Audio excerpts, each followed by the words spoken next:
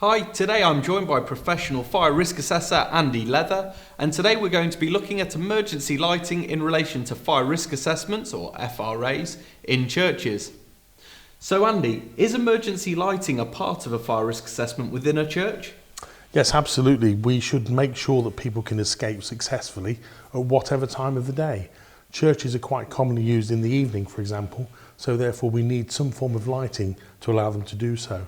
And basically what that means is we'll have lighting at exit points, along the route of the exit, along the route of the escape route, and at points of emphasis, for example at fire alarm call points, equipment, that sort of thing.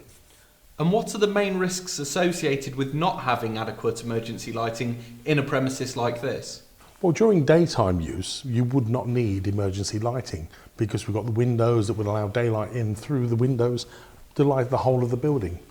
However, most churches are used in the evenings and also for late events. And in the winter months, it can be dark at, say, 4 p.m. So it's important we have emergency lighting to light the escape routes and the exit points. There's also a health and safety element to this. So in the middle of winter, if the power's to fail, we need to get the congregation out of the premises safely, and the emergency lighting would allow us to do that. In this particular church, is there adequate emergency lighting? Well, we only found one emergency lighting unit, which was in the bell tower. However, the answer is no, because we've got large areas where we would not be able to see to escape if the power failed. So yes, this building does need additional emergency lighting. So what lighting would you suggest installing and where? Well, we would have to install any lighting to a British standard, and it's BS 5266.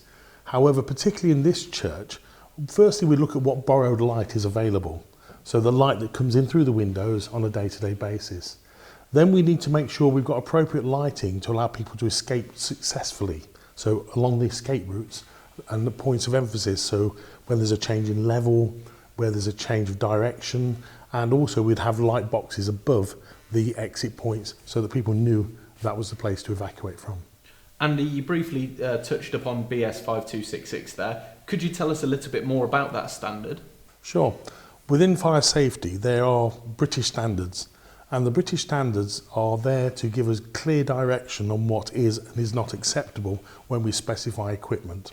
So anybody who installs any equipment for you should be following a standard. BS 5266 is the standard for emergency lighting.